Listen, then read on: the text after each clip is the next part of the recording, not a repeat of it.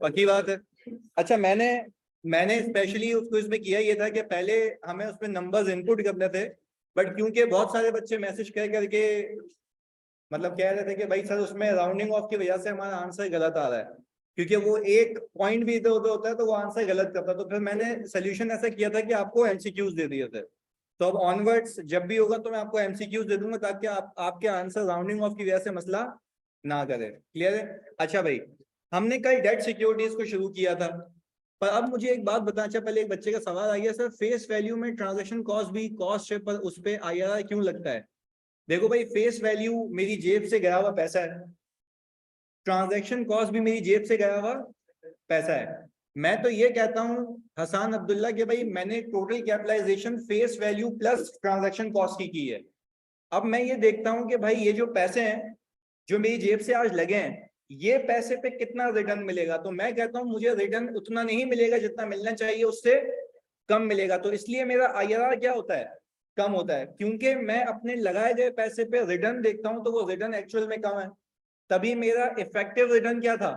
कम था। और कोई तुमसे पूछे कि भाई तुम्हारा IRR एक्चुअल से कम क्यों है, तो तुम क्या बोलोगे?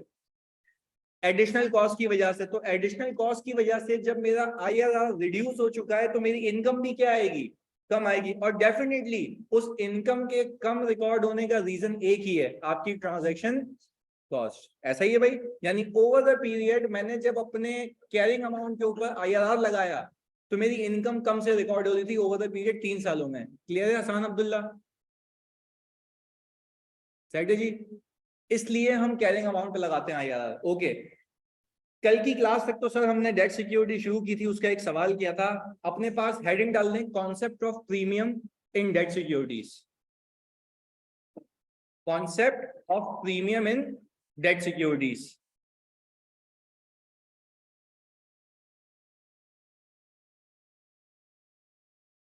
बिल्कुल बिल्कुल बताया था, बट फैजान कोई बात नहीं। अच्छा भाई, इस सवाल में ये कह रहा है कि company purchase 15,000 debentures on January 1, 2018। ये सर मेरी एक्विजिशन डेट है। 50 रुपए इसकी क्या है? फेस वैल्यू है। अच्छा, जरा सुकून और तामुल से समझना। मैंने कहा कि भाई ये एक कंपनी ए है और ये एक कंपनी बी है। प्लीज समझिएगा, इस कंपनी ए ने क्या किया कि कंपनी बी से परचेज किए हैं सर कुछ डिबेंचर्स। अच्छा, अब कंपनी बी कह क्या रही है, जरा ये सुनना। अच्छा, मार्केट में चल रहे हैं हालात खराब। मार्केट में हालात खराब इसलिए चल रहे हैं क्योंकि इन्फ्लेशन है, XYZ की वजह से मुझे कहीं इन्वेस्ट करूंगा तो रिस्क है कि मेरे पैसे डूब ना जाए। भाई ऐसा भी तो हो सकता है कि कंपनी ए कंपनी बी को जो डेट सिक्योरिटीज की मद में पैसे दे रही है वो भी डूब जाए, क्योंकि सामने वाली कंपनी उसका इंटरेस्ट पे ना कर सके, और अगर इंटरेस्ट पे कर भी दे तो प्रिंसिपल रीपे ना कर पाए। क्या ऐसा हो सकता है? डेफिनेटली हो सकता है। तो सर यहाँ पे एक रिस्क इन्वॉल्व था, क्योंकि मार्केट क्या चल रही है सर? डाउन चल रही है। अच्छा भाई, अब जब मैं कंपनी बी के पास गया तो कंपनी बी कह रही है कि भाई मैं तो A+ रेटेड कंपनी हूं। कंपनीज अपनी रेटिंग भी करवाती है क्रेडिट रेटिंग एजेंसीज से, AAA+, ये सारी रेटिंग्स होती हैं। अच्छा, कंपनी बी मुझे कह रही है कि भाई अगर तुम्हें मुझ पे इन्वेस्ट करना है ना तो आप आज मुझे 50 रुपए के हिसाब से तो पैसे देंगे, बट मैं आपसे 5 रुपए प्रीमियम भी चार्ज करूंगी। तो मैंने कुल मिला के आपसे 55 रुपए लेना है। मैंने कहा अच्छा, मतलब तुम ये कहना चाह रहे हो कि अगर मैं मार्केट में कहीं भी जाऊंगा तो ए प्लस कंपनी 50 रुपए का एक डिबेंचर देगी। उसने बोला नहीं, A+ कंपनी नहीं, मैं जो हूं 50 रुपए का एक डिबेंचर दे रही हूँ, ये कंपनी बी कह रही है, और प्लस 5 रुपए का प्रीमियम मांग रहा है। तो मैंने कहा अच्छा आप रिटर्न, ये बहुत एक एक बात बड़ी अहम है क्योंकि तुम्हें समझनी है, ये सुनना। मैंने कहा मतलब मैं आज आपको 55 रुपए के हिसाब से पैसे दूंगा। किसके हिसाब से? 55 रुपए के हिसाब से पैसे दूंगा, और आप मुझे रिटर्न भी 55 पे देंगे। उसने बोला होशियारी नहीं, मैं आपको रिटर्न दूंगा 50 पे। अच्छा भाई, मैं यहाँ पे कह रहा हूँ रिटर्न किस पे मिलेगा? अच्छा, मैंने कहा कि सर रिटर्न मतलब ये तो इस पे ही मिलेगा। मैंने कहा ये तो नाजायज बात है भाई, आप मुझको 55 ले रहे हो, आप मुझे रिटर्न करोगे 50 के हिसाब से, मतलब रिटर्न तुम पैसे दोगे 50 पे, मतलब इंटरेस्ट दोगे 50 रुपए पे। उसने बोला भाई सीधी सी बात है, ये 5 रुपए में अपने नाम के चार्ज कर रहा हूँ, क्योंकि मेरे पास इन्वेस्ट करने से तुम्हें फायदा ये है कि तुम्हारे पैसे नहीं डूबेंगे। तो फिर क्या जो इन्वेस्टर्स होते हैं, जो रिस्क अवर्स इन्वेस्टर होते हैं, तो क्या वो एक एडिशनल कॉस्ट बर्दाश्त करने को तैयार होते हैं? यस। क्या मैं कह सकता हूं आज मैं उसको 5 रुपए एडिशनल दे रहा हूं, ऐसे दे रहा हूं? अच्छा भाई, जो कि मुझे वापस, सर ये आपको कैसे पता वापस नहीं मिलेंगे, जरा आगे रीड करते हैं। वो कह ये रहा है, carrying a return of 20% for 3 years, redeemable at par का मतलब है कि फेस वैल्यू, यानी आज आप उसको देंगे पैसे ज्यादा विद प्रीमियम, और आपको मिलेंगे पैसे सिर्फ कितने, 50 के हिसाब से, पार के हिसाब से। तभी मैंने इस कॉन्सेप्ट का ऊपर नाम रखा है with premium on initial purchase and redemption at par. अच्छा, अब मुझे एक कॉन्सेप्ट समझाना था यहाँ पे बातों बातों में। मुझे लगता यह है कि जब मैं फेस वैल्यू के अंदर प्रीमियम ऐड करूंगा तो मुझे मिल जाएगी फेयर वैल्यू। फेयर वैल्यू का मतलब यह है कि market value of this debenture, यानी कोई भी बंदा ये डिबेंचर 50 में नहीं खरीद सकता, कितने में खरीदेगा, 55 में। तो क्या ये इसकी फेस वैल्यू है या फेयर वैल्यू है? तो वो यही तो कहता है सिंपल के fair value is the sum of face value plus premium. और कसम खा के कह रहा हूं कि शेयर्स में भी यही होता है। शेयर्स में याद आ रहा है पार वैल्यू कितनी होती है, 10, और 10 रुपए के ऊपर क्या होता है, प्रीमियम। तो 10 में अगर प्रीमियम ऐड करते हैं तो क्या आती है, फेयर वैल्यू। तो यहाँ पे भी वही कॉन्सेप्ट है, बट यहाँ पे कॉन्सेप्ट समझाने का तरीका अलग है। बात क्लियर है? अच्छा, आज के बाद कोई आपसे पूछे आप जेब से पैसे किस हिसाब से देंगे, फेयर वैल्यू के हिसाब से, सर कल क्यों नहीं बताया था? क्योंकि कल तो पहले ये समझाना था कि what is the difference between coupon and IRR. तो कल तो पहले एक चीज समझी, फिर कल अमोर्टाइजेशन समझी, आज समझेंगे प्रीमियम। भाई बात क्लियर है? अब आगे सुनिए, मैंने टेक्निकली 55 रुपए दिए, मुझे वापस कितने मिलेंगे, 50। तो भाई आपको IFRS 9 ये कहता है कि initial recognition will be at fair value plus transaction cost. कल क्या था, कल क्या था, face value plus transaction cost. आज क्या है? तो भाई कल क्यों नहीं था? क्योंकि कल कोई प्रीमियम नहीं था। यानी सामने वाली कंपनी, प्लीज समझिएगा, सामने वाली कंपनी को इतनी पैसे की नीड थी कि वो मुझे 50 रुपए में, 100 रुपए में देने को तैयार थी डिवेंचर्स। इस वाले केस में हमें इन्वेस्टमेंट करनी है, सामने वाली कंपनी अपने चौरे में वो बोल रही है भाई 5 रुपए प्रीमियम पे लेते हो तो लो, वरना निकलो यहाँ से, दूसरे इन्वेस्टर बैठे हुए। बात क्लियर है? चलिए जी, अब मेरे ख्याल से मुझे ये लगता है कि अगर मैं फेस वैल्यू इन टोटलिटी देखूं तो मैंने कितने डिबेंचर परचेज किए हैं, 15,000। प्लीज आप मुझे बताते हैं 15,000 इंटू 50 कितना है, 750। Sir this is my face value. Sir हमने कहा एक डिबेंचर के ऊपर 5 रुपए का प्रीमियम है, 75,000। मैंने कहा सर मेरी फेयर वैल्यू 825,000। सर जैसे ही मैंने बैंक को पैसे दिए और मैं निकलने लगा, बैंक ने कहा मेरी बात सुनने जरा, 825 का तुमने सौदा किया है। अच्छा, ये 825 किसकी जेब में जाएंगे? इशूअर की। इशूअर की हमारी जेब से जाएंगे, और किसके पास जाएंगे, इशूअर। अच्छा, जैसे ही मैंने, बड़ा लॉजिकली समझो इस बात को, जैसे ही मैंने बैंक को 825 हैंड ओवर की है, बैंक ने वही गुद्दी से रोका, बोला भाई कमीशन फिर उस पर तुम्हारा बाप देगा, फिर दो। मैंने कहा अच्छा फेस वैल्यू पे कमीशन, उसने बोला नहीं, जितने की अमाउंट में अरेंज करके दूंगा उस पे कमीशन। तो सर इससे कंक्लूजन ये निकलता है कि कमीशन लगता है फेयर वैल्यू पे, कमीशन लगता है। आप शेयर्स में याद करें, शेयर्स में भी किस पे लगाया था? भाई मुझे एक बात बताओ, सामने वाला बंदा जो ब्रोकर है वो मुझे क्या कह रहा है, मुझे एक ही बात तो कह रहा है, जितने का मैं सौदा करवाऊंगा उस पे मेरा कमीशन है। तो क्या उसने सौदा फेस वैल्यू का करवाया या फेयर वैल्यू का? तो फेयर वैल्यू मेरे ख्याल से 825,000 है इन टोटल, इन टोटल ऐसा ही है। अच्छा हम उसको यूं भी कर सकते हैं कि एक डिबेंचर की वैल्यू निकाल के मल्टीप्लाई करें तब भी आंसर आ जाएगा मेरे पास। अच्छा इसको यूं भी करके देख लेते हैं, 15,000 इंटू यहाँ पे आएगा 15,000 इंटू 55, तब भी यही है। सही जी, इंक्लूसिव ऑफ प्रीमियम। अब जरा आगे बात सुने, मैंने कहा ट्रांजैक्शन कॉस्ट अगर मैं देखूं तो कितनी पे की है, 50,000, ये आ गया 875,000। अच्छा अगर आप लोग इस बात से अगर एग्री करें, क्या मैं कह सकता हूँ 875,000 में ब्रोकर को दूंगा, वो 50 अपनी जेब में रखेगा, 825 किसको देगा, इशूअर को। अब इशूअर इससे बिजनेस करेगा, कमाएगा, कुछ मुझे रिटर्न देगा, ये कहानी चलेगी ना। इशूअर पैसे क्यों लेता था, कि उससे बिजनेस करे, और जो मुझे रेट ऑफर किया उससे ज्यादा कमाएगा तो ही उसने इशू किया होगा। देखो जब भी हम फाइनेंसिंग अरेंजमेंट करवाते हैं ना फर्म में, तो हम पहले उसको पूरा प्लान बना के देते हैं कि भाई तुम अगर आवाम से पैसा रेज कर रहे हो ना, इन 4 प्रोजेक्ट में पैसे डालना, ये 4 प्रोजेक्ट तुम्हें 25-30% का रिटर्न देंगे, तो तुम लोगों को 20% का रिटर्न वापस करोगे, तब जाके तो 10% इशूअर कमाएगा। तो क्या इशूअर ऐसे ही पैसे लेता है, ये प्लान बनाने के बाद, प्लान बनाने के बाद। तो ये सारी चीजें ऐसे चलती हैं, बट बिफोर दैट उसके पास पूरा प्रॉपर फाइनेंशियल प्लान होता है। अच्छा अब इधर देखो, मुझे ये लगता है मेरी जेब से आज जो मेरा आउटफ्लो है वो 870, अच्छा और जो मेरी रिडम्पशन है,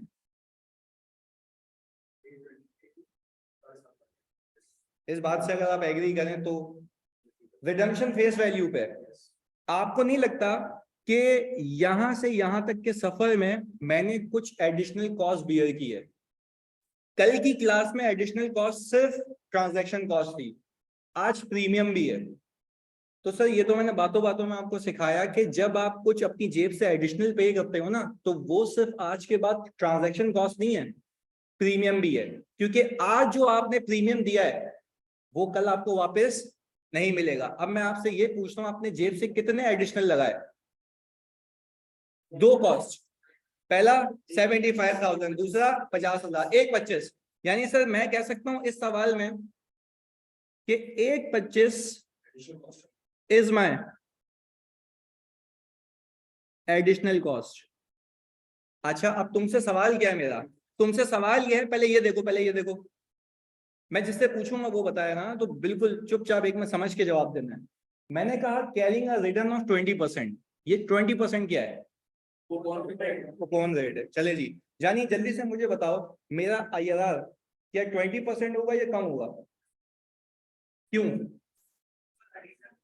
2 एडिशनल कॉस्ट है, कौन कौन सी, ट्रांजैक्शन कॉस्ट और प्रीमियम। वेरी गुड यार, तो क्या मैं कह सकता हूं कि अब ये प्रीमियम भी अमोटाइज होगा, क्योंकि आप खुद मुझे बताएं कि पहले ट्रांजैक्शन कॉस्ट का फायदा 3 साल था, अब ट्रांजैक्शन कॉस्ट और प्रीमियम का फायदा 3 साल है। तो भाई अब मुझे फाइनेंशियल मॉडलिंग, फाइनेंशियल अकाउंटिंग ये कहती है कि आप एक ऐसा रेट निकालें जो कि एक्चुअल रिटर्न हो, जो कि क्या होगा, कम होगा, और इनकम ही कम रिकॉर्ड करो। उस इनकम के अंदर 3 चीजें होंगी, आपका return provided by issuer, premium, transaction cost, और चौथी टाइम वैल्यू ऑफ मनी, चौथी साथ साथ। भाई मेरे IRR के अंदर से एक तो होता है रिटर्न प्रोवाइडेड बाय, उसमें से ट्रांजैक्शन कॉस्ट क्या हो जाती है माइनस, उसमें से प्रीमियम माइनस हो जाएगा, और एक टाइम वैल्यू ऑफ मनी। बात क्लियर है। अच्छा यानी ओवरऑल बेसिस पे मैं पहले दिन तो एंट्री ये बनाऊंगा ना सर, इन्वेस्टमेंट डेबिट और कैश क्रेडिट, कितने से सर, 870। इसके अंदर सब कैपिटलाइज हुआ, यानी मेरी नजर में 1.25 ज्यादा कैपिटलाइज हुआ है, जो कि अमोर्टाइज होगा ओवर द पीरियड। प्रीमियम नहीं ना, कैपिटलाइज हो गया ना।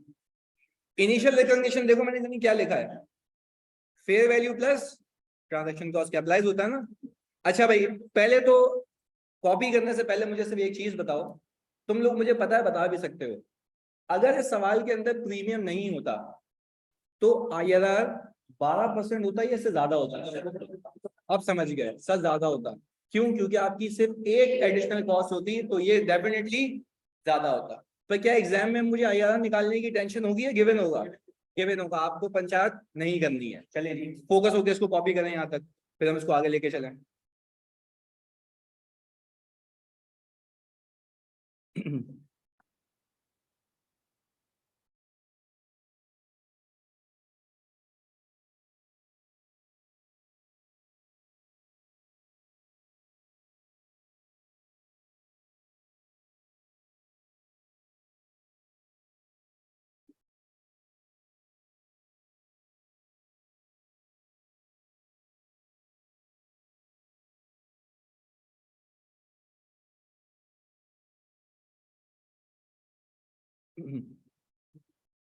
हाँ भाई, हो गया यहाँ पे कॉपी।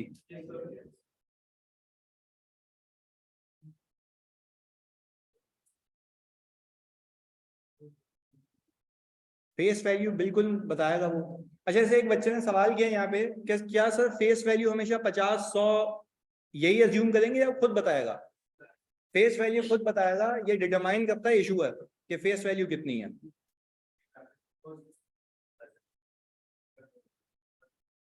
अच्छा हाँ, बोल बोल बोल। किसमें? हर जगह आएगा ना भाई। शादी करता है तो निकाह के लिए मौलवी को भी पैसे देता है ना, तो उस केस में ब्रोकर नहीं होगा। जी जी जी जी। देखो, अगर ट्रांजैक्शन कॉस्ट की परसेंटेज गिवन होगी ना तो वो फेयर वैल्यू पे लगेगी।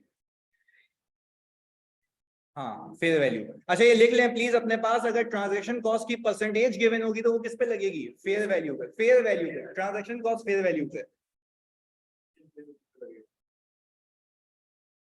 मैं फिर रिपीट करता हूं, ट्रांजैक्शन कॉस्ट की percentage will be applied on fair value, जितने पे वो डील डन करवाएगा उस पे। सर मींस अगर 5,000 शेयर्स परचेज किए और हर शेयर 100 का है तो फेस वैल्यू निकल आएगी। बिल्कुल ऐसा है।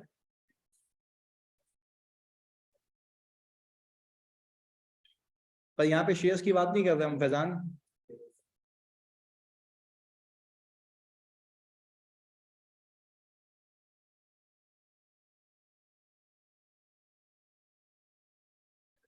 जी,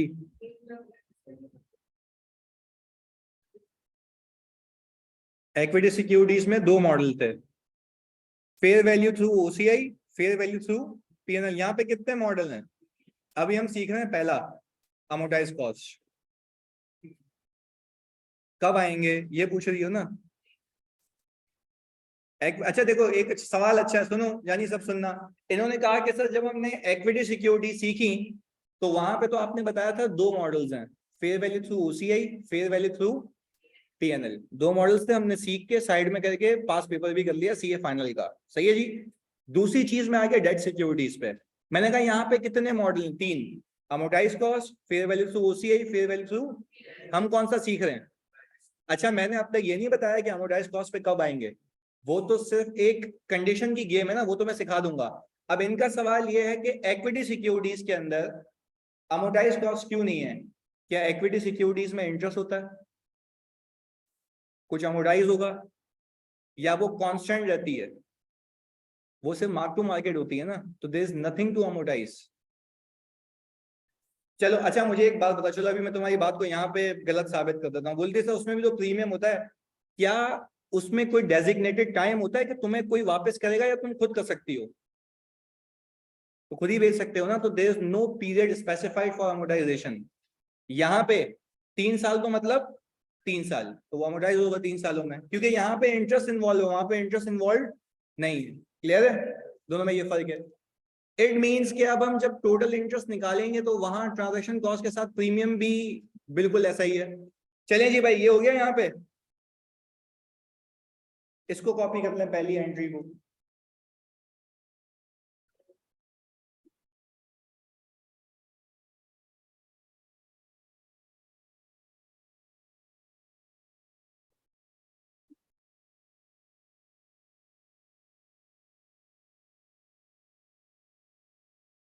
अच्छा भाई, एक एक तुम लोगों के लिए असेसमेंट बनाता हूं, क्योंकि एग्जामिनर का कभी भी दिमाग घूमे वो किसी भी तरीके से पूछ सकता है। तो देखिएगा, मुझे बताओ इस वाले सवाल के अंदर तुमने कॉपी किया है फेस वैल्यू कितनी है?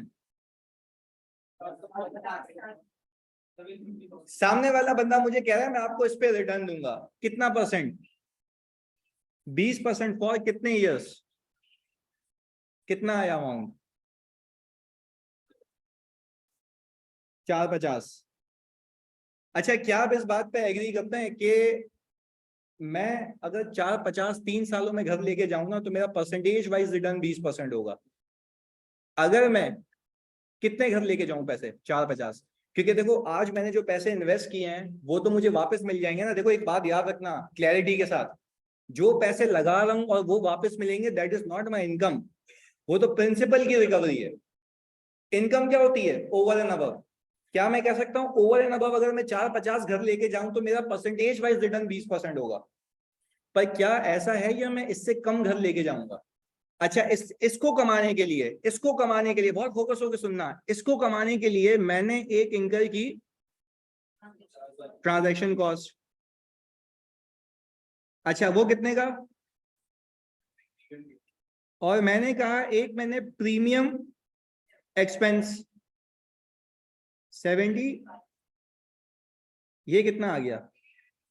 320।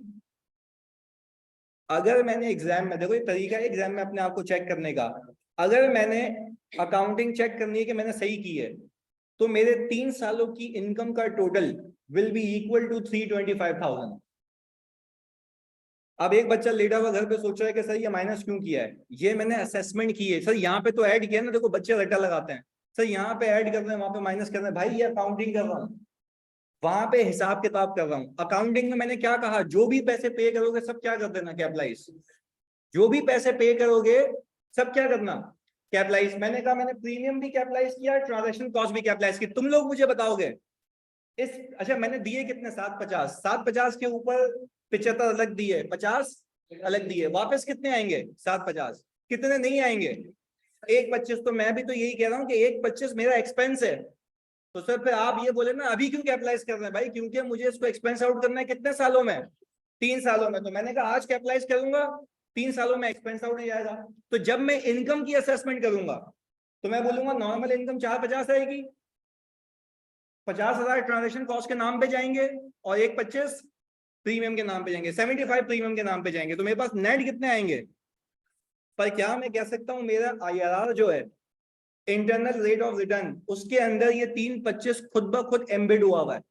और मैंने आपको अभी बोला भी था कि आईआरआर के अंदर 3 चीजें होती हैं, नॉर्मल इनकम, ट्रांजैक्शन कॉस्ट और प्रीमियम और टाइम वैल्यू ऑफ मनी। तो अब मुझे एक बात बताओ, अब अगर आप अकाउंटिंग मुझे करके दें इसकी, तो आप कैरिंग अमाउंट पे क्या लगाएंगे? आईआरआर। तो आप बोलेंगे जितने पैसे लगाए उस पे इनकम इतनी है। पैसे सामने वाला किस पे देगा? फेस वैल्यू पे। जल्दी से मुझे शेड्यूल बना के दो और एंट्रीज बना के दो जल्दी से।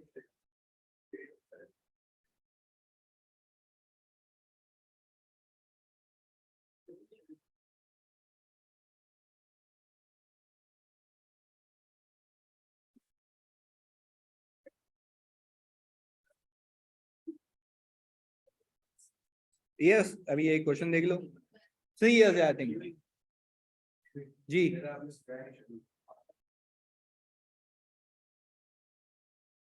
आईआरआर जानी इसमें आ रहा है 12.9476।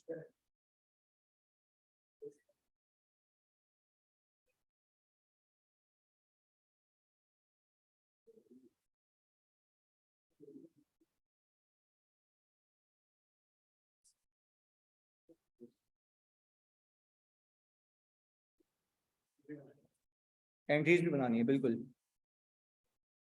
आज हम इसके बैलेंस शीट और पीएनएल एक्सट्रैक्ट्स भी देखते हैं।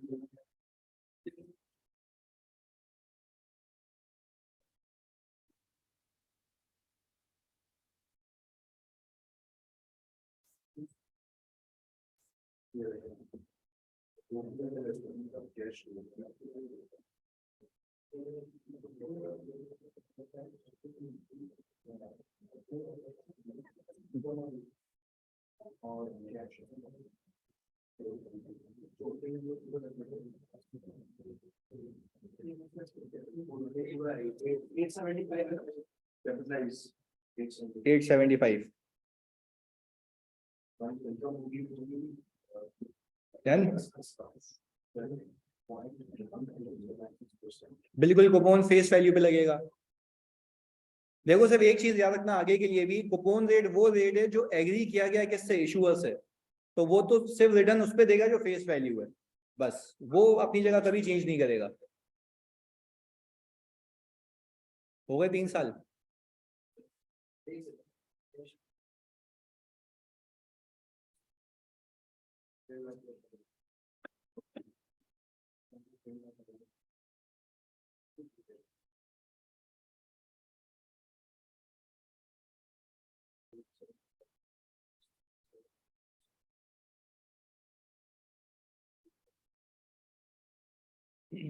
डन हो गया निशा, वेरी गुड।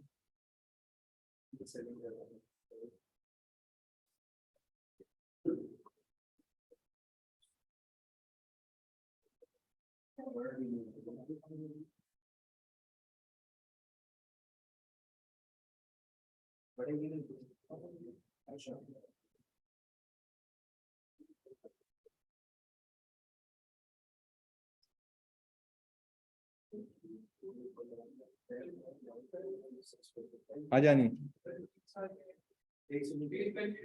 फेस वैल्यू, क्योंकि रिडम्पशन किस पे थी, फेस वैल्यू पे, पार वैल्यू पे।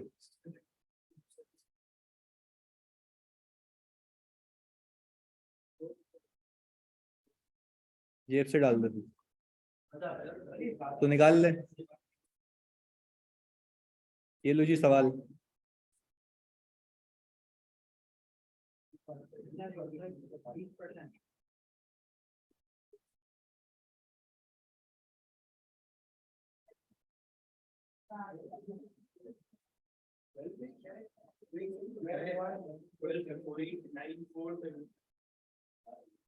ट्वेल्व 12.9476% है IRR।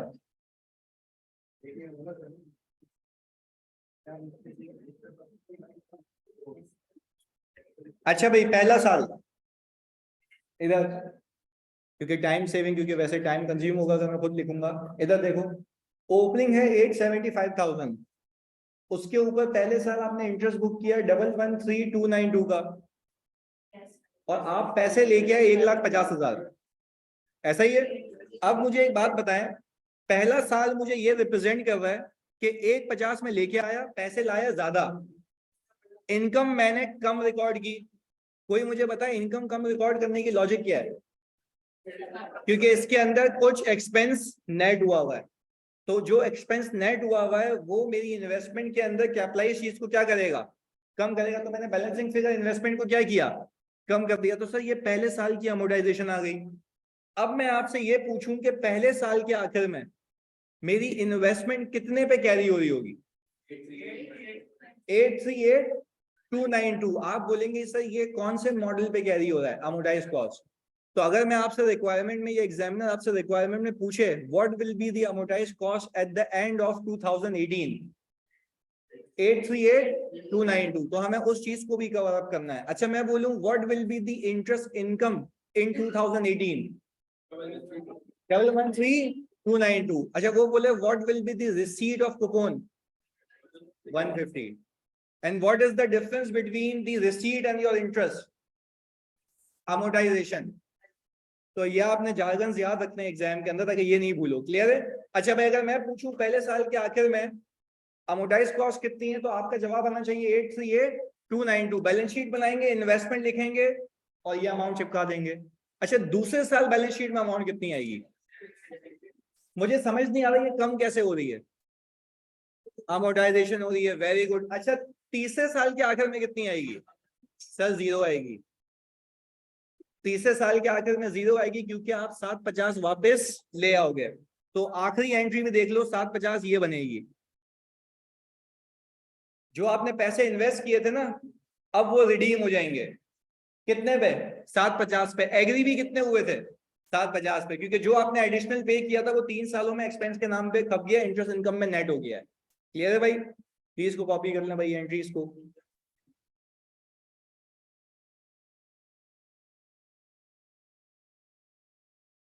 इंटरेस्ट इनकम की अमाउंट बता दें, कौन सी इंटरेस्ट इनकम की जानी? ये 113292। अच्छा जी वापस बताते हैं। भाई हमारा यहाँ पे 12.9476।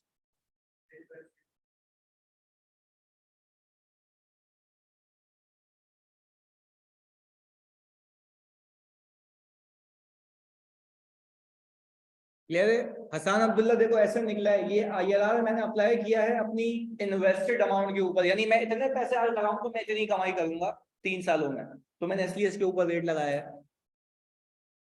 अच्छा, अब अगर मैं पहले साल की बैलेंस शीट एक्सट्रैक्ट बनाऊं तो मैं लिखूंगा सर यहाँ पे इन्वेस्टमेंट इन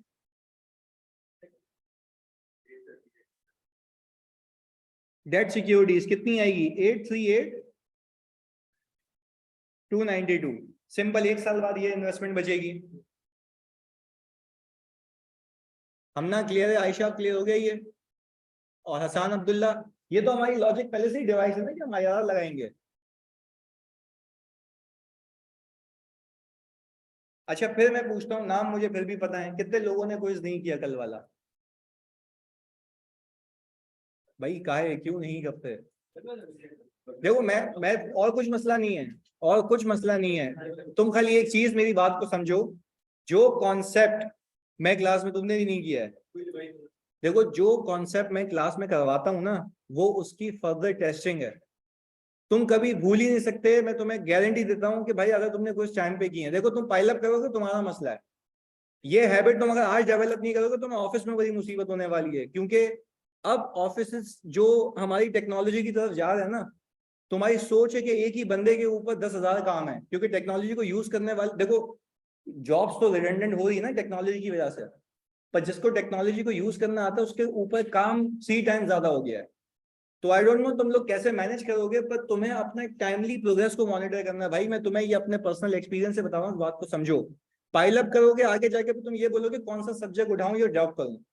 बात से अभी तो रिजल्ट भी आना है पीछे, कुछ तो इस नशे ही बैठे में ऐसे कि जो आएगा तो फिर देखेंगे आगे क्या होगा। भाई ये तैयारी करो ना यार, इतने तो कॉन्फिडेंट रहो कि भाई मेरा पास होगा पेपर। भाई मैं रिक्वेस्ट कर रहा हूँ तुमसे, तुम्हें मैं जितना डिटेल में पढ़ा रहा हूँ, मैं आई कैन बेट तुम पूरे पाकिस्तान में देख लो भाई, बहुत डिटेल में जा रहे हो तुम। तुम्हें कौन लेता है कोई हर क्लास के बाद? भाई तुम्हें हर एक क्विज दे रहा हूँ, अपनी असेसमेंट करो। देखो तुम बहुत लाइट ले रहे हो इस चीज को, ये हलक में आ जाएगा पेपर, ये रुला देगा तुम्हें, ये और ऑडिट, दो ऐसे पेपर है ना, फंस गए ना अगर, फिर दुख दे के जाते हैं ये, मैं तुम्हें बता रहा हूँ। तो खुदा के वास्ते यार खाली क्विज करो टाइम पे। मैंने तुम्हें बोला क्या? मैंने तुम्हें ये भी नहीं कहा कि तुम, मैंने तो इवन बच्चे ने मुझसे पूछा शेयर टेक्स्ट परचेस करो, मैंने मना कर दिया। मैंने कहा भाई डाउनलोड करो, मैं खुद रीड करवाऊंगा। एक बुक तुम्हारे लिए बनाई है जिसमें क्विज रिवीजन वगैरह सब है, खुदा के वास्ते टाइमली करो। देखो मेरे पास अभी नाम भी है, मैं भी नहीं बोल रहा, वंस एक चैप्टर खत्म हो फिर तुम्हें मैं दिखाता हूँ रंग अपने, तुम्हें बताऊंगा कि FAR 2 के लिए मैं कितना पागल हूँ। बट प्लीज यार, मतलब तुम ये जुनून को खराब नहीं होने देना, ना मैं होने दूंगा। रिक्वेस्ट से खाली कितनी देर लगती है? आधा घंटा भी नहीं लगेगा क्विज करने में, 15-20 मिनट, जिसने किया उसको पता है। प्लीज यार इसको करो, शर्म आती है ना सबमिट नहीं कर रहा हूँ मेरे को, करे क्या, बस मुझे पता है कि नाम आ रहे होते हैं। अभी जो रजिस्टर्ड ग्रुप बनेगा ना, उसके ऊपर स्क्रीनशॉट भेजना यार, मतलब ये एक प्रेस वाली बात होती है कि यार मैंने किया, मैंने मार्क्स पूरे आ रहे हैं। अब खैर तुम लोग भरेगा, होते ना बच्चे के यार, इट विल लुक के यार कम ऑन मैं भेज रहा हूँ ऐसे, या मैं भेज रही हूँ ऐसे, ये नहीं होना चाहिए इधर। खैर इधर चलो जी, ये 3-6 बिल्कुल अमोर्टाइजेशन है। चलो अच्छा, बुक फ्राइडे को आ जाएगी भाई, पब्लिश हो चुकी है, फ्राइडे को अवेलेबल हो जाएगी, आपको मैसेजेस आ जाएंगे, सही है उसके, यहाँ पे मिल जाएगी RTT में। पुरानी वाली बेटा काम की नहीं है अभी, नहीं खरीदना भाई वो, इधर। चलो जी भाई ये क्लियर है, अगले कॉन्सेप्ट पे चलते हैं जानी। अच्छा एक मोहम्मद फैजान कह रहे हैं सर ये अमोर्टाइजेशन है ना 2018 की, बेटा ये 36708 अमोर्टाइजेशन फॉर द ईयर है, और ये वाली अमाउंट है अमोर्टाइज कॉस्ट बची कुची, सही है, एजेड पे। अच्छा रिडीम का फिर बता दूं भाई, हसीब परवेज ये देखो, ये वो अमाउंट है। अब भाई 3 साल खत्म हो गए, क्या मेरा राइट आ गया पैसे वापस लेने पे? मेरा राइट टू रिसीव कैश था, मैं गया, मैंने बोला जितने पैसे बनते हैं मुझे वापस दे दो, और मेरी इन्वेस्टमेंट कैरी भी कितने पे हो रही थी, 750 पर। क्लियर है? अच्छा भाई जी, पढ़ के आ जाओ बिल्कुल। अच्छा भाई देखो टाइम, नमाज के टाइम तो वैसे भी है। हाँ तो मैं क्लास 10 मिनट पहले ऑफ कर दूंगा ना, तब आप पढ़ लेना नमाज। सही है? इधर चलो, फोकस प्लीज, डबल एंट्रीज देख लें। आयशा इसको कॉपी कर लेना, हम आगे चलते हैं, वही चीजें भी वापस कराऊंगा मैं। सही है? क्लियर है आयशा? इसको आगे लेके चलते हैं अगले कॉन्सेप्ट के ऊपर। ओके अच्छा भाई, यही एक क्वेश्चन नंबर 12 है, सेम कॉन्सेप्ट के ऊपर, पर ये आप करके दिखाएं जल्दी से। 3 years है, redeemable at par है भाई, ये तो सिर्फ वर्किंग है बिल्कुल।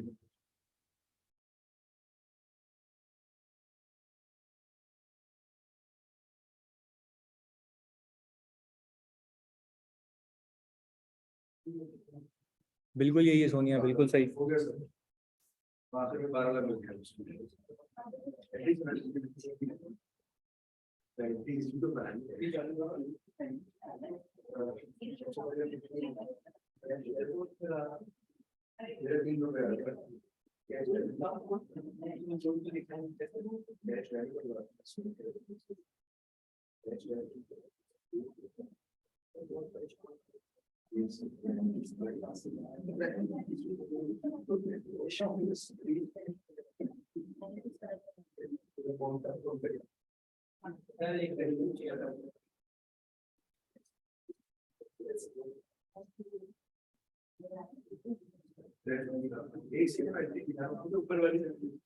वो दूसरा टैब है,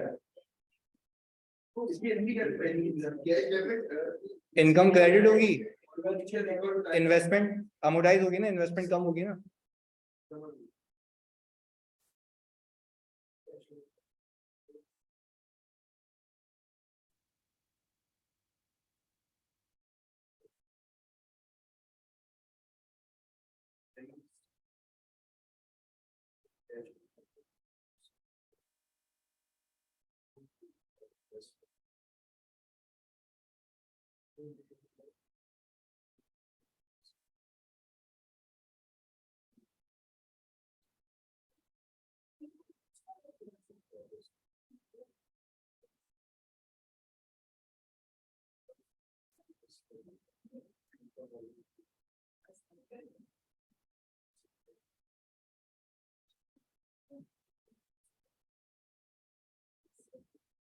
अच्छा वैसे ही सॉल्व करते हुए एक बात बताओ, एक बच्चे ने ये पूछा कि सर अगर कूपन रेट और आईआरआर सेम हो तो ये कब हो सकता है? जब कोई एडिशनल कॉस्ट नहीं होगी। और फिर मुझे लगता है, अगर तुम बात से एग्री करो, मुझे लगता है फिर इंटरेस्ट इनकम और कैश दोनों सेम होगा, कोई अमोर्टाइजेशन नहीं होगी। Very good, clear Adnan? नहीं, सिर्फ ये होता है।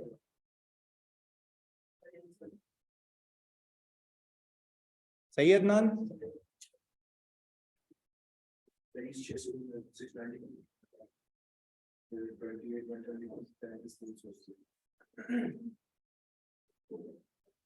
डन हो गया? चलें जी, अब मुझे आप जल्दी से ये बता दें कि फेस वैल्यू कितनी आ रही है।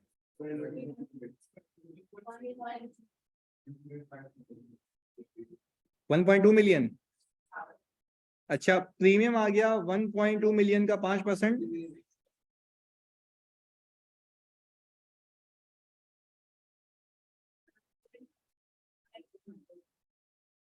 25 1 2 यही भाई इनिशियल कैपिटलाइजेशन। अच्छा भाई, आपने इनिशियली इन्वेस्टमेंट को किया डेबिट और कैश को क्रेडिट, 1285 200। अच्छा सर, हमें बखूबी पता है कि इस इन्वेस्टमेंट के अंदर दो चीजें एडिशनली कैपिटलाइज हुई हुई हैं जो ओवर द पीरियड क्या होंगी? अमोर्टाइज होंगी और क्रेडिट होंगी। अच्छा भाई, हमने कहा सर ओपनिंग, इंटरेस्ट, कैश और क्लोजिंग। पहला ईयर इसके अंदर सर बताया गया हमें 2018, ये आ गया 1285 200। हमने जाके आईआरआर देखा 18.69, ये आ गया सर 18.6980%, और ये आएगा 22% पे। अच्छा तो यहाँ पे लिख भी देते हैं ताकि याद रहे, 22% ऑफ 1.2 मिलियन, क्योंकि रिटर्न तो उस पर मिलेगा। अच्छा भाई ये कितनी आई इनकम, और ये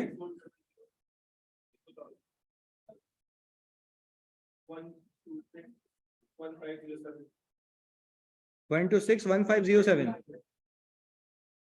गुड हो गया जी। ये आ गया सर 2019 में 1261507, इस पे इंटरेस्ट कितना,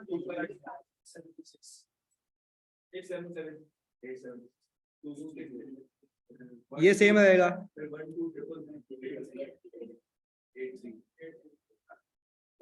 हो जाएगा 6 सही है। ये आ गया 123338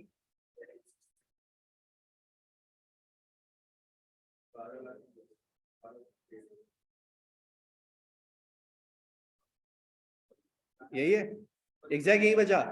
अच्छा भाई मैं सिर्फ इसके अंदर, अच्छा एक एक चीज देख के बताऊं मुझे, जैसे इस बच्चे ने सवाल किया, मैंने तुमसे पूछा भी, अगर IRR और कूपन सेम होता तो ये इंटरेस्ट इनकम की जगह भी 264 आता, क्योंकि हमारे पास कुछ अमोर्टाइज करने के लिए नहीं होता, तो IRR भी सेम होता। तो ये बात, अच्छा देखो एग्जामिनर जो हंच है वो ये है कि एग्जामिनर ने आज तक ना लॉजिक को टेस्ट नहीं किया, पिछली बार एक टॉपिक में किया था। वो आपको पता है क्या कह सकता है, मैं ऐसा सवाल कराऊंगा खुद से बना के, सुनना। वो आपको ये कह सकता है कि कूपन ये है, एक इवेंट देगा कि ये ट्रांजैक्शन कॉस्ट इनकर की, बताओ उसका IRR पे क्या इम्पैक्ट होगा। तो वो ये पूछ सकता है एग्जामिनर, बच्चा करके जाएगा अकाउंटिंग, वो लॉजिक पे खेल जाएगा कि भाई IRR का इसको मतलब पता है या नहीं पता। वो आपको बोलेगा कि भाई हमने ट्रांजैक्शन कॉस्ट पे की, प्रीमियम पे किया, इसका इम्पैक्ट IRR पे क्या होगा। बेटा अभी तो हम इन्वेस्टर सीख रहे हैं, इसके बाद यही अकाउंटिंग किसकी सीखनी है, इशूअर की, तो फिर वहां पे बताएंगे क्या होना है। पर सुकून से, ये बात क्लियर है। चलिए जी, इसकी खाली 1 साल की एंट्री बना रहा हूं मैं, 2018 के दिसंबर की। हमें कैश रिसीव हुआ होगा, इंटरेस्ट इनकम आ गई 240, और इन्वेस्टमेंट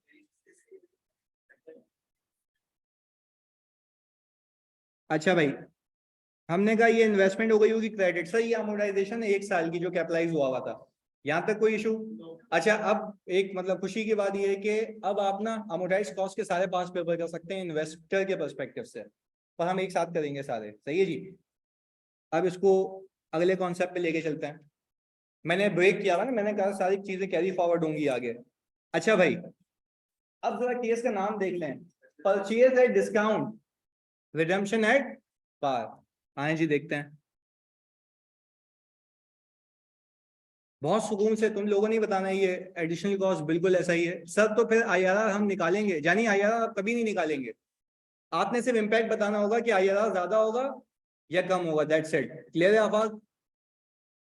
अच्छा भाई बड़े सुकून और तामुल से हेडिंग डालने अपने पास, purchase at discount, redemption at par. अच्छा अब ये केस समझिएगा, मैंने कहा सर अब एग्जाम्पल बनाते हैं, हम कंपनी ए और सामने वाली कंपनी बी है। अब जरा गेम समझिए प्लीज फोकस के साथ। सामने वाली कंपनी कह रही है कि भाई हम डिबेंचर इशू करने को तैयार हैं, फेस वैल्यू है कोई 50 पर डिबेंचर। हाँ भाई फेस वैल्यू क्या है, 50 पर डिबेंचर। ये मुझे कंपनी बी कह रही है। मैंने कहा भाई मेरी बात सुन, अब मेरे पास ना 10 इन्वेस्टर्स, देखो यहाँ पे गेम होता है डिमांड एंड सप्लाई का, आपने शायद बिजनेस मैनेजमेंट में पढ़ा हो कि, चलो इको में पढ़ा होगा। बिजनेस मैनेजमेंट का गेम है कि उसमें आपको देखना होता है, अच्छा डिमांड एंड सप्लाई तू चसी वो समझ रहा है कि डिमांड एंड सप्लाई वो वाली, ये बिजनेस वाली होती है जिसमें हम देखते हैं bargaining power of customer, bargaining power of customer. अच्छा सुनो वो भी वहां पे भी है भाई, तुम लोग सही कह रहे हो, सही है, बार्गेनिंग पावर ऑफ कस्टमर। अच्छा जब मुझे एक बात बताओ, जिसकी बार्गेनिंग पावर स्ट्रांग होती है वो बेनिफिट लेता है, ऐसा ही है। मुझे सिर्फ यहाँ पे एक चीज देख के बताओ, ये यहाँ पे बंदा कह रहा है कि भाई 50 रुपए का पर डिबेंचर की फेस वैल्यू है। अब हमने ये कहा कि भाई देखो मेरे पास इन्वेस्टमेंट के लिए बाकी एवेन्यूज भी हैं, तो मैं आपके पास इन्वेस्ट क्यों करूं। उसने बोला यार चलो एक काम करो, मुझे पैसे की नीड है, मुझे एक प्रोजेक्ट में लगाने हैं, आप एक काम ये करें, आप मुझे पैसे आज दें कम, मैं आपको वापस पैसे दूंगा ज्यादा, प्रिंसिपल ज्यादा, यूं कह लो। मैंने कहा कि भाई वापस से, मैंने कहा एक डिबेंचर की फेस वैल्यू कितनी है 50, तो वो मुझे मतलब कन्विंस करने के लिए मुझे कह ये रहा है कि अच्छा देखो पहले वाला इन्वेस्टर क्या था, ज्यादा मांग रहा था और मुझे वापस दे रहा था रिड्यूस प्राइस पे। बहुत सुकून से समझना है इस बात को। तो मैंने ये कहा कि भाई आप ये कहना चाह रहे हैं कि अब आप मुझे डिस्काउंट दे रहे हैं। उसने बोला बिल्कुल हम आपको डिस्काउंट दे रहे हैं, अभी हमारी बार्गेनिंग पोजीशन लो है, हमें पैसे चाहिए, हम इतना पैसा बना लेंगे कि आपको वापस में, जब वापस आप आएंगे पैसे लेने 3 साल बाद, तो आपको हम 50 के हिसाब से पैसे वापस करेंगे। पर आज आपसे पैसे किसके हिसाब से ले रहे हैं? सर डिस्काउंट पे। अच्छा डिस्काउंट कितना है? अच्छा तो आप क्या 50 का 5% कितना? तो ये आ गया 2 पॉइंट, ये आ गया 47.5 पर डिबेंचर। अच्छा मैंने कहा यार मेरे को बात नहीं समझ है, मुझे क्लैरिटी से बताओ। उसने बोला भाई आज आप हमारे पास कोई भी डिबेंचर खरीदो, आप मुझे पैसे दो 47.5 के हिसाब से, यानी आप आज पैसे देंगे कम, आगे आपको पैसे मिलेंगे साथ साथ। आज पैसे देंगे, पैसे मिलेंगे। मुझे ये लगता है, अगर आपको भी ये लगे तो मजा आ जाएगा, मुझे ये लगता है कि मेरी ये 2.5 रुपीज पर डिबेंचर की इनकम है।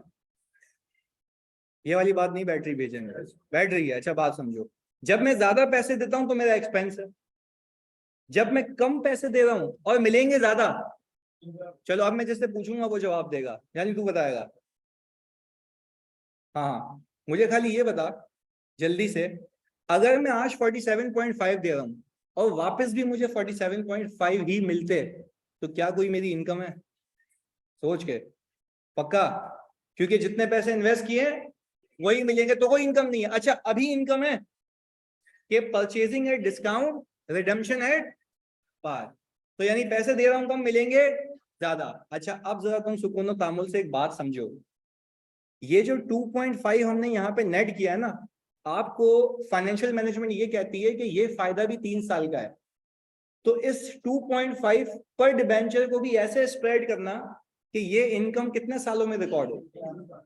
तो यहाँ पे मैं आपको ये बताना चाहता हूं कि amortisation does not mean only expense, amortisation also means income की अमोर्टाइजेशन।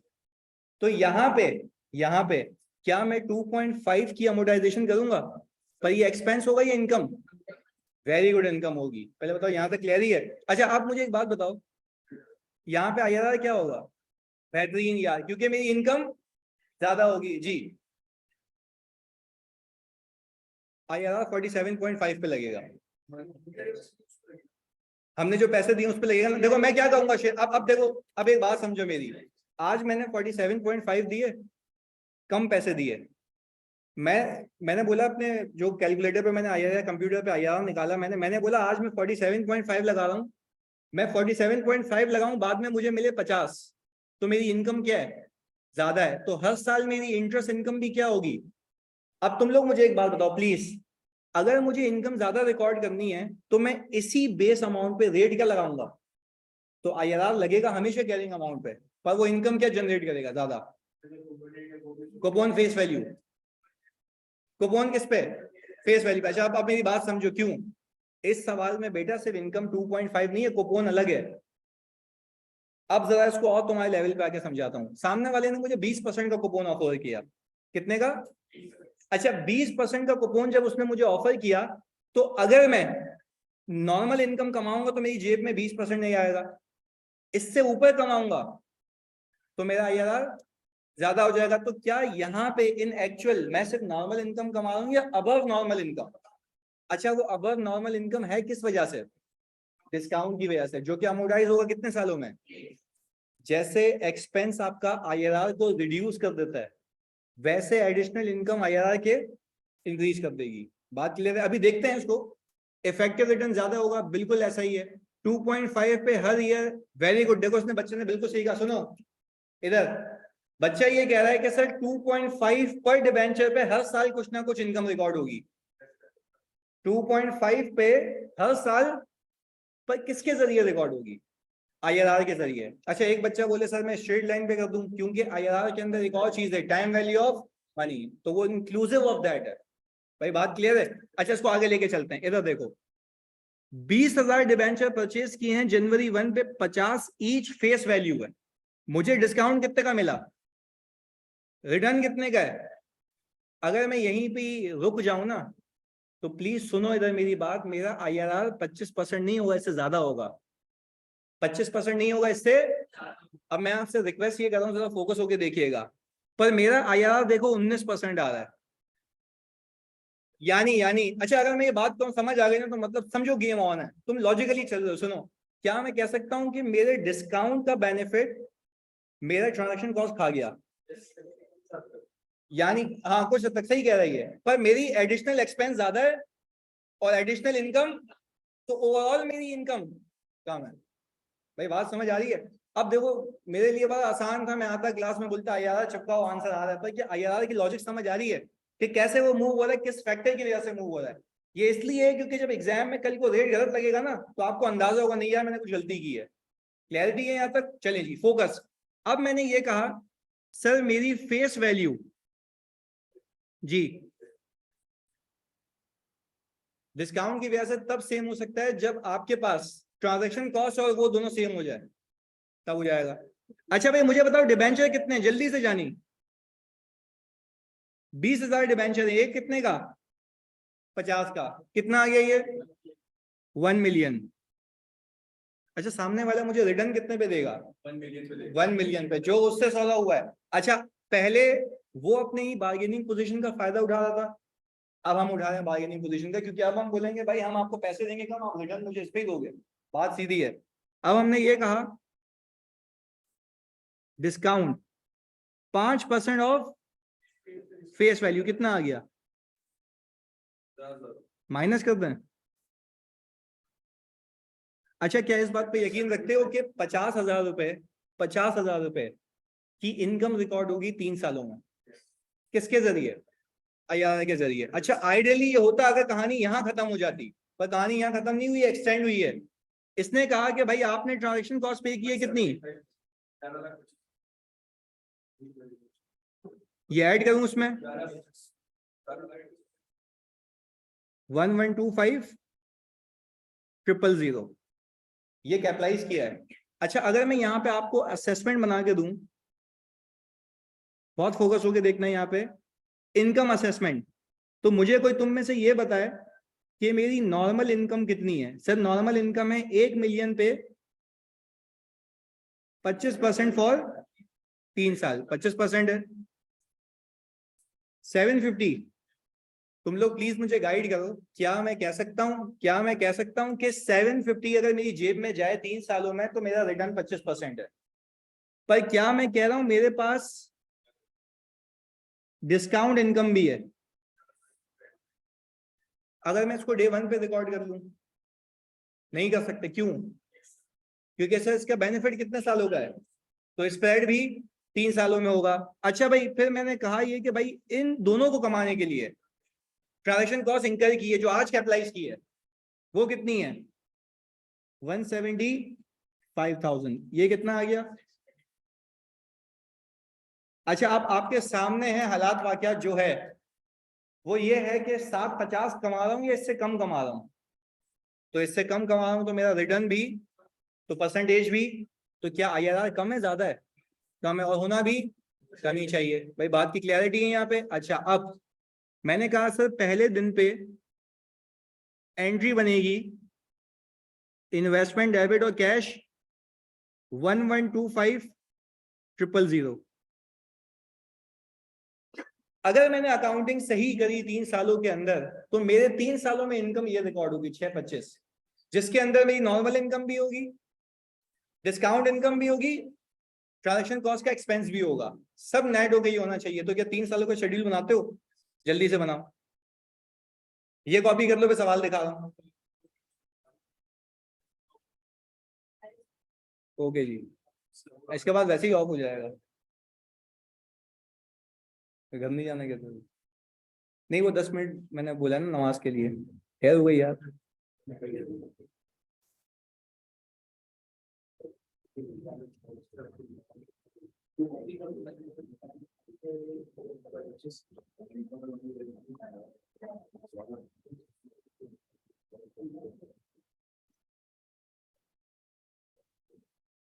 सचिन कह रहा है भाई जल्दी क्लास ऑफ करें, बाइक नहीं मिलती, तो क्या अभी किसी की टंकी पे बैठ के क्लास ले रहा है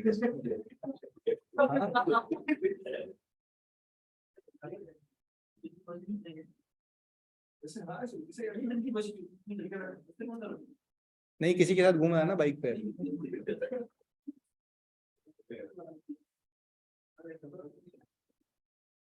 बिल्कुल अटेम्प्ट कर सकते हैं आफाक, पर जब मैं कहूँ ना तब हम पास पेपर सब साथ करेंगे, एक साथ सीक्वेंस में। सही है आफाक?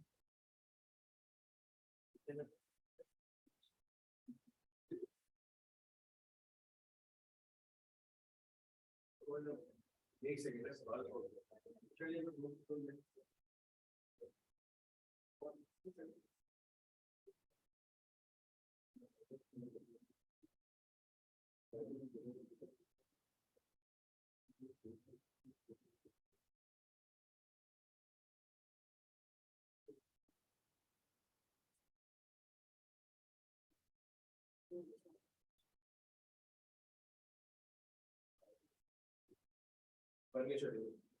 इंटरेस्ट का टोटल करके देखो, 1 मिनट।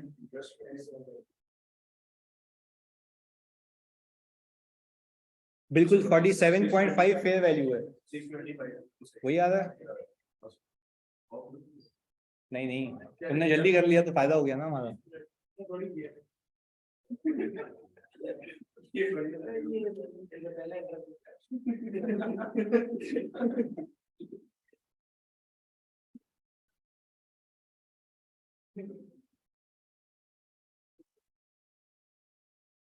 मैं गिन रहा हूँ, उसके 2 हो चुके हैं।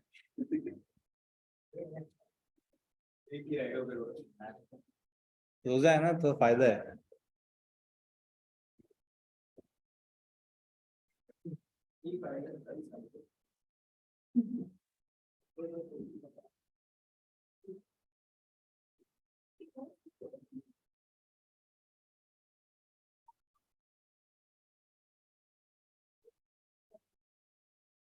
हाँ जी, बन गया शेड्यूल।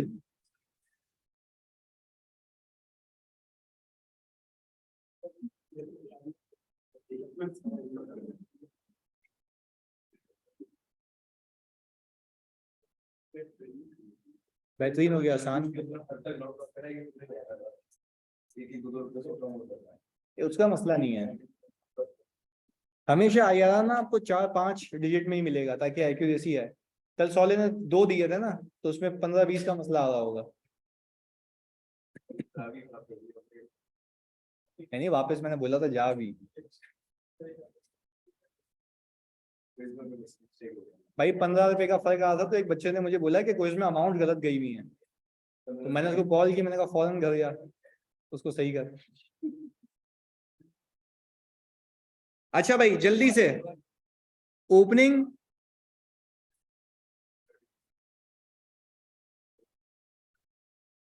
Cash and closing. अच्छा भाई 1125,000 ये आ गया 2018 का। सर IRR कितना है? 19 पॉइंट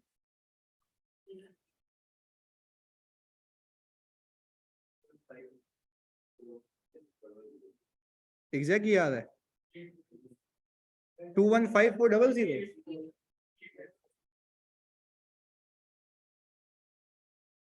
मैंने बोला इतनी परसेंटेजेस आ रही है, एक्यूरेट कैसे आ सकता है?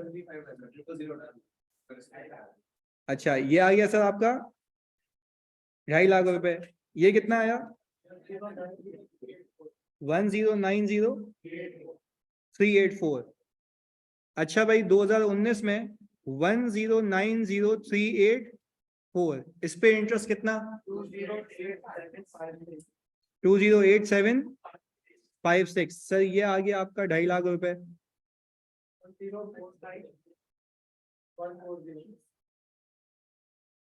1049,140 2020 में।